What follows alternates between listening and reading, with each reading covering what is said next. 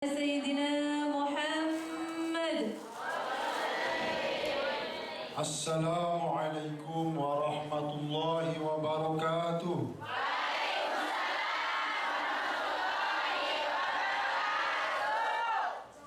الحمد لله والشكر لله والصلاة والسلام على رسول الله وعلى آله وأصحابه ومن والاه. أما بعد.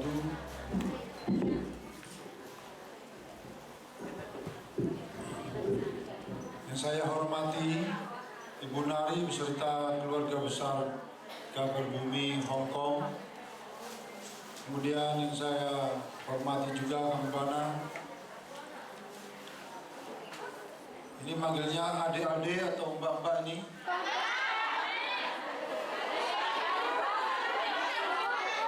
Anak-anak. Ada yang dipanggil ibu? Ada ya. Tadi saya mau naik ke sini di Selawati, saya itu lemas. Kalau di kampung saya Selawati itu Selawati mau mati loh.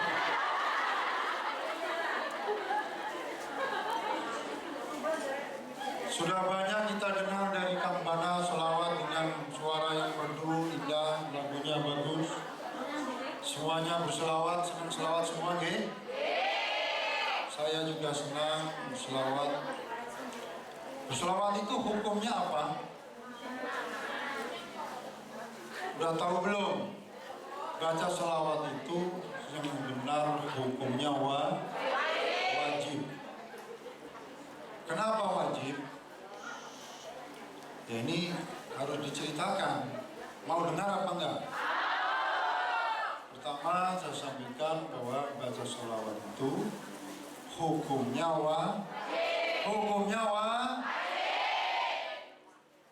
Allah berfirman, sudah biasa kita dengar, ayat itu adalah ayat yang terkenal alias masyhur. Innallaha wa malaikatahu yusholluna 'alan nabi ya ayyuhalladzina amanu shallu 'alaihi wa sallimu taslima. Dasar itulah yang kemudian menjadikan sholawat itu berhukum wajib. Boleh saya duduk? Karena Anda duduk, saya juga.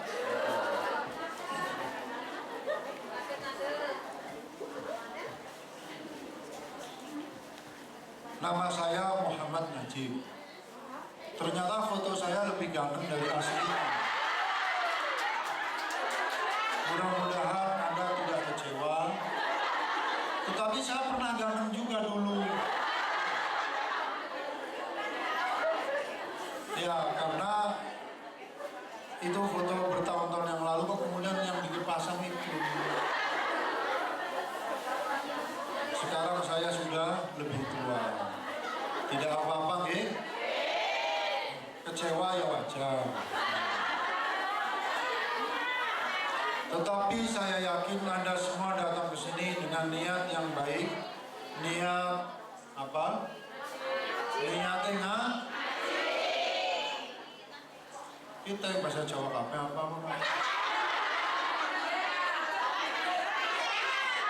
Bisa bahasa Jawa kabeh. Ini kan ngomong bahasa Jawa dia. Jawa Timur. Solo. Orang dong aku lah.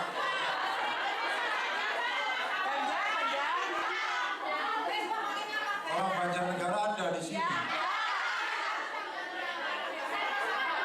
Ini saudara Banjar Kampret.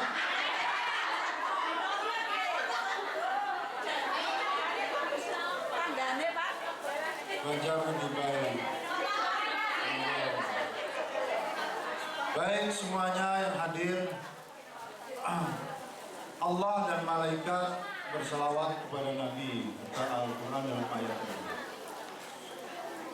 Ini saya tidak berani menafsir memaknai Al-Quran dengan semau saya sendiri. Maka kita harus pakai referensi. Di dalam tafsir Jamal atau disebut juga Al-Futuhatul Ilahiyat. Beliau Syekh Sulaiman bin Umar Al-Ujairi berkata bahwa sholawat dari Allah dan malaikat sebetulnya sudah cukup untuk Nabi Muhammad Sallallahu Alaihi Wasallam. Sudah cukup. Ibarat orang minum sudah puas, ibarat orang makan sudah kenyang. Tapi kenapa masih diteruskan juga ayat ini dengan lafaz atau ayat ya ayyuhalladzina amanu sallu alaihi wasallimu taslima. Wahai warga Hong Kong, berselawatlah kalian kepada Nabi, wasallimu, dan baca salamlah kepada beliau, taslima, dengan salam yang sebenar-benarnya. Di sini ada kata sallu. Sallu itu kalimat perintah atau sihotnya amar di dalam bahasa Arab. Ada satu kaidah di dalam ilmu usul fiqh. Jadi kalau kita belajar agama, sebetulnya banyak sekali cabang-cabang yang harus dipelajari. Kalau kita belajar agama secara menyeluruh dan paham teorinya. Ada juga belajar agama, udahlah yang praktis-praktis aja, tinggal pakai, nggak usah paham dasar dan ilmunya, nggak apa-apa, yang penting bisa langsung dipraktikkan. Ini juga baik. Itu namanya ilmu hal, ilmu yang harus dilaksanakan. Tetapi tidak semua orang harus belajar ilmu yang praktis-praktis saja, tidak. Harus juga ada yang tafaqquh fiddin, mempelajari agama itu sedetail mungkin. Dari mulai dasar hukumnya, sejarahnya, kemudian tetek bengeknya itu. Artinya sekomplit-komplitnya di dalam mempelajari agama harus tetap ada. Kalau pengajian kayak gini disuruh mempelajari secara detail ya susah. Yang penting pengajian kayak gini adalah menambah iman kita kepada Allah Subhanahu. Ini yang perlu sana. Dalam kaidah usul fiqh disampaikan bahwa al-amru ala sabilil haqiqah yaqtadil ijab. Kalau ada kalimat perintah di dalam Al-Quran maupun hadis Nabi, dan perintahnya ini hakiki, bukan majazi, bukan sanepo, maka menunjukkan hukum wajib. Ada juga kalimat perintah yang didahului larangan. Ini ada pembahasan tersendiri.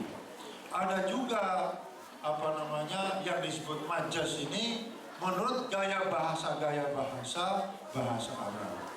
Kalau di bahasa Indonesia ada gaya bahasa macam-macam, ada 10. Ada gaya bahasa hiperbola misalnya. Mati aku mesti konangan misalnya. Padahal nggak mati, tapi dia bilang mati. Ini namanya gaya bahasa hiperbola. Ada gaya bahasa ironi, sindiran misalnya. Wah, ini kamu nggak perlu langsung, tapi cukup dengan sindiran atau deheman saja, itu sudah cukup. Ini ada gaya bahasa lain, ada metafora dan sebagainya, ada personifikasi. Itu kok ada pohon pisang melambe-lambe, yang melambe kan tangan mosono, wet gedang iso awe-awe. Ini gaya bahasa. Nah, dalam Al-Quran saya katakan ada juga majas-majas semacam itu. Tetapi kalau amarnya itu hakiki, bukan sanepo, jelas menunjukkan hukum wajib. Dan ternyata di dalam lafal sallu ini adalah kalimat perintah yang bukan sanepo, bukan gaya bahasa dan sebagainya, tapi asli, perintah asli. Maka jelas menunjukkan hukum wajib. Paham? Apa? Hukumnya bacaan sholawat itu ittafaqal ulama ala wujubi salati ala nabi. Ulama sedunia sudah sepakat bahwa hukumnya baca sholawat itu hukumnya jadi bukan sunnah, bukan mubah, bukan makruh, apalagi haram. Ulama sedunia sepakat hukumnya wajib. Tsumma ikhtalafu. Namun kemudian para ulama berikhtilaf, berbeda pendapat di dalam kapan wajibnya baca sholawat. Ada yang mengatakan seumur hidup dia pernah baca sholawat sekali tok til mawon sudah gugur kewajibannya karena sudah melaksanakan perintah ini. Ada juga yang galak yang mengatakan bahwa setiap disebut nama Nabi Muhammad Sallallahu Alaihi Wasallam di situ wajib baca sholawat. Ada juga yang berpendapat bahwa dalam satu majelis disebut nama Nabi Muhammad berkali-kali wajib baca sholawatnya cuma sekali, itu ada juga. Ada yang mengatakan dengan berbagai fatwa, dan saya pernah baca ada 9 qaul, ada 9 fatwa tentang kapan wajibnya membaca sholawat. Imam Asy-Syafi'i dia berpendapat bahwa baca sholawat hukumnya wajib ketika dalam sholat saja, yaitu ketika tasyahud akhir atau tahiyat akhir. Jadi macam-macam. Yang jelas bahwa sholawat hukumnya wajib, kemudian fadilahnya atau keutamaannya banyak sekali. Yang jelas siapa yang membaca sholawat sekali saja kepada Nabi, maka Allah akan memberikan 10 sholawat kepada yang membaca itu. Kalau kita sering baca sholawat, mudah-mudahan kita akan menjadi orang yang tergolong mencintai Rasulullah Sallallahu Alaihi Wasallam. Ini sampai jam berapa? Katanya nanti ada sesi kedua. Ini istirahatnya jam berapa?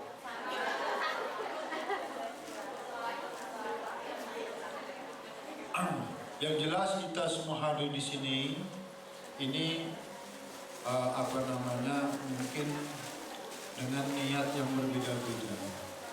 Tetapi mari kita tajdidun niyah, memperbaharui niat kita bahwa kita niat untuk mengaji. Mengaji itu niatnya ada 5. Udah paham? Belum? Gak usah ngaji kok. Niatnya belum tahu gimana? Pengen tahu? Gimana ya? Pakai lagu apa enggak? Kalau lagu jelek suaranya nanti di tambahannya mana? Oh, mumpung enggak ada.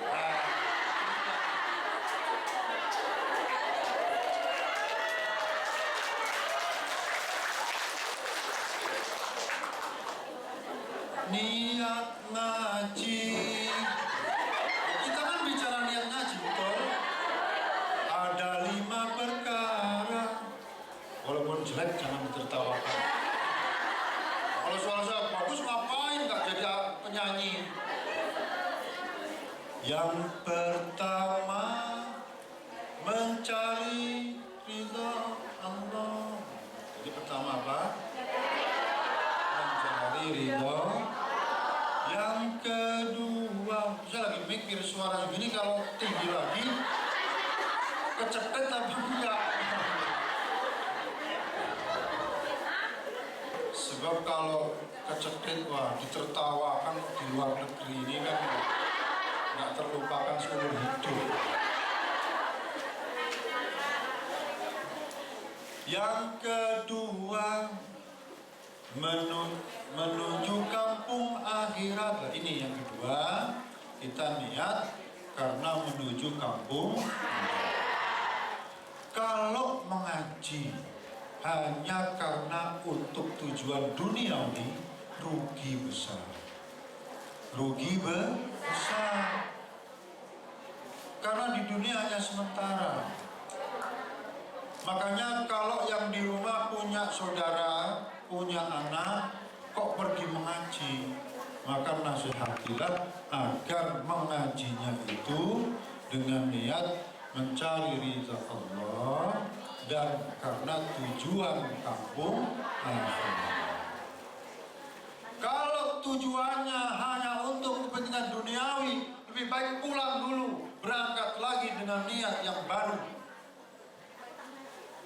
Kalaupun dia nanti dengan niat dunia, mengaji sudah pinter, mungkin di pesantren, mungkin di madrasah, udah jadi orang alim, jadi kiai, tapi karena ngajinya niatnya dunia, setelah jadi orang alim pun maka dia akan menjadi ulama usuh, ulama yang jelek, yang dia kemudian akan memanfaatkan ilmu agamanya hanya untuk kepentingan dunia.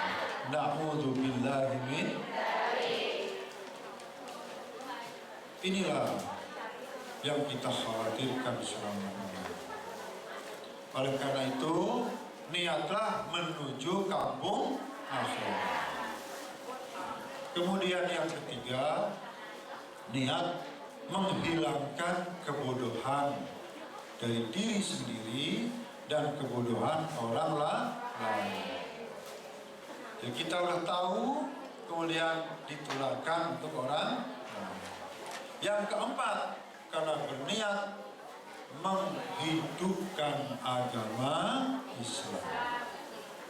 Terus yang terakhir, yaitu karena kita ingin melestarikan, melanggengkan agama Islam supaya tetap ada di muka bumi ini.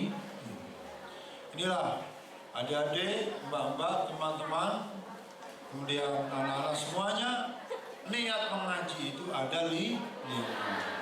Mau saya laku, takut kecetit. Ini banyak yang pintar-pintar nyanyi, nanti kan saya ketawain. Kalau cuma diketawain nggak apa-apa. Dari Cibirin itu dari jauh TV ini, pasang baca TV ini. Masa Jawa Timur apa itu? Solo TV ini kok? TV kok apa misalnya jenis ini? Oh doa ini. Iya mengecek. Ya.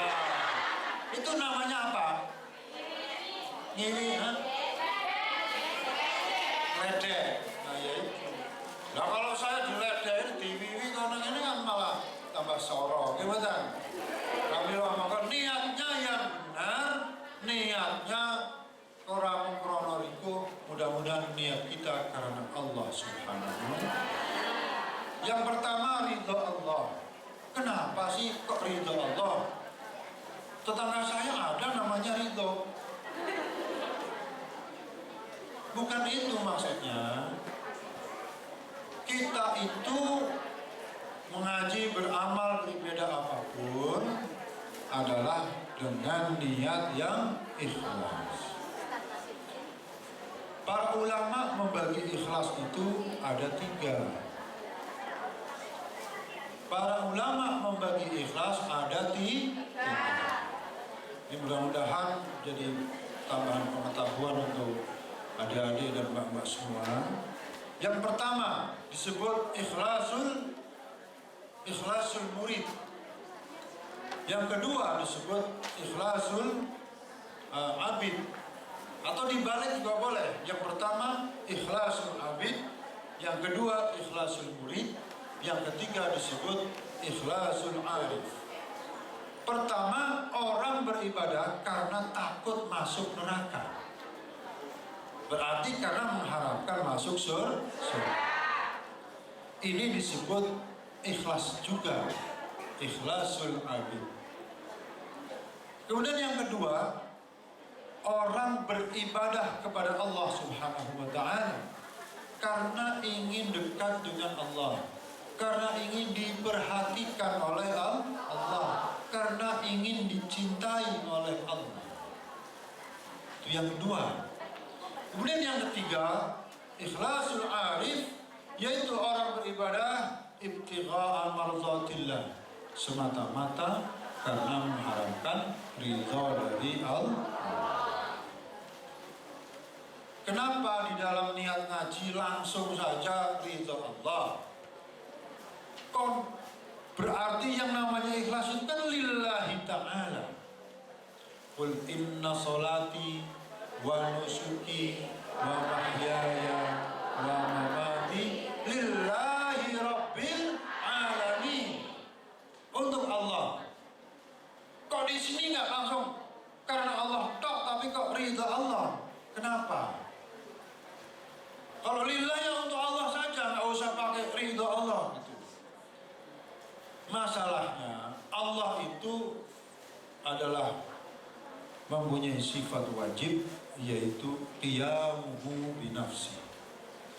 Allah itu yang dimaksud berdiri dengan sendirinya, dengan zatnya, artinya tidak membutuhkan apapun kepada selainnya. Kalau orang sedunia beribadah kepada Allah, sholat, kemudian puasa, zakat, dengan segala amal kebaikan, tetapi amal kebaikan ini diberikan untuk Allah, padahal Allah itu nggak butuh, sedikit pun tidak membutuhkan amal kebaikan dari kita semua. Jadi bukan berarti karena ini adalah kebutuhan Allah, bukan untuk kepentingan Allah, justru untuk kepentingan kita sendiri. Makanya bukan untuk Allah semata-mata, maksudnya kita itu justru mengharapkan ridho dari Allah. Maksud karena Allah artinya karena supaya mendapat ridho dari Allah. Paham? Alhamdulillah. Ini kenapa? Kemudian mengharap surga kok juga disebut ikhlas? Iya, karena surga adalah janji Allah, neraka adalah ancaman Allah. Pokoke sapa wae sing hubungane karo Gusti Allah kok dadi pamrih, wis termasuk disebut ikhlas. Jadi 3 hal ini ikhlas. Nah terus kok ada yang niat selain yang 3 ini, bagaimana? Ini belum bisa disebut ikhlas. Karena ikhlas pamrihnya yang 3 perkara ini menurut para ulama. Karena mengharap surga, atau karena takut neraka, kemudian karena ingin dekat atau dicintai Allah, atau karena semata-mata mengharap ridho Allah Subhanahu. Dan kalau selain 3 ini gimana? Ya yang penting beramal. Jangan kita nunggu-nunggu ikhlas baru kita beramal, baru mau ngaji, tidak. Karena ibadah itu ada yang ikhlas betul, ada yang 80% ikhlasnya, ada yang cuma 50%. Anak ya lumayan lah, 10% tok ikhlasnya, ya apa-apa. Sing penting gelem nglakoni, gelem beramal. Nggih mboten? Sebab kalau kita nunggu-nunggu ikhlas, kapan ikhlasnya? Ternyata justru orang meninggalkan amal karena manusia, maka disebut riya. Oleh karena itu, walaupun amal kita mungkin baru setengah ikhlas, masih seperempat ikhlas, tidak apa-apa. Yang penting beramal. Insya Allah nanti amal kita dihisab oleh Allah Subhanahu wa Ta'ala bersama-sama. Ibarat koyok di wit sing rembaka iku ana sing ikhlas ora, mengko kabeh dihisab, muga-muga amale ditampa dening Allah Subhanahu. Nah kalau orang sudah memiliki ikhlas tenanan niku ya pancen abot ngene apa mboten. Nek sing nglakoni niku ya wong-wong pilihan sing ora tau nolah-noleh. orang tahu dalam spion. Nah kita ini kan hidup di negara orang, masih banyak godaan, susah. Nah sing ono malah krungu kabar bojone senengan karo wong liya maneh, atine Pak dan sebagainya. Jadi wajar kalau kita beramalnya itu belum murni 100% karena Allah masih ada kerana rodo riko karo bunani ono krono pengen wah kayak wong Banjar lah orang teka orang kepenak kayak itu ya. Ya, mata kayak gue bukan? Kalau enggak jangan.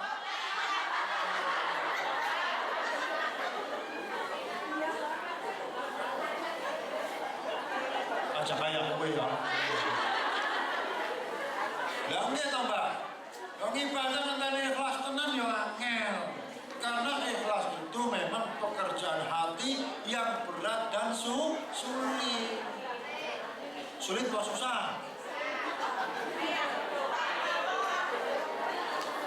Mbak, berarti jenengan brene niate ngaji. Bahasa sing apa iki ya? Ini elek-elek kiai. Niate ngaji. Aku ya ora apa-apa ora poso. Jadi niat ngaji ikhlas itu saya sebutkan tadi karena Allah Subhanahu. Mudah-mudahan kita justru bisa mencari ridha Allah. Mudah-mudahan kita beramal memang karena Allah. Karena memang syaratnya amal itu yang tidak boleh karena milik selain Allah. Apalagi sebetulnya kalau menurut masalah ikhlas ini diperinci-perinci itu memang banyak sekali perinciannya. Tetapi sudahlah, yang penting kita niat. Mudah-mudahan diterima oleh Allah, mudah-mudahan termasuk durung iso oleh ridha Allah ya golek swarga ngoten nggih. Pengen mlebu swarga mboten? Estu. Sami. Mudah-mudahan Anda semuanya saat ini sedang duduk di taman-taman surga. Karena sesuai hadis termasuk taman surga adalah majelis-majelis pengaji ilmu semacam ini. Dan jangan ngantuk, ya apa-apa ngantuk nang taman surga. Oh sholat dulu ya. Ini ada pemberitahuan agar kita sholat dulu. Nah, nanti dilanjut lagi insya Allah.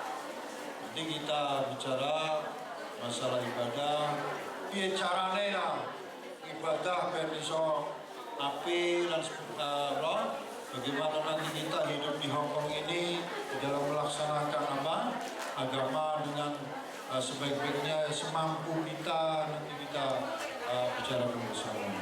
Saya kira itu dulu bukan dari saya, dan manfaat. Wabillahi taufiq wal hidayah. Wassalamualaikum warahmatullahi wabarakatuh. Terima kasih Ustadz tausiahnya. Insya Allah nanti masih ada lanjutannya. Jangan wabarakatuh. Sambil menikmati makan siang juga. Tadi yang memanggil salah, yang Halimatul Afu itu adalah grup yang satunya lagi. Grup yang ini adalah Ummahatul Mujahidat.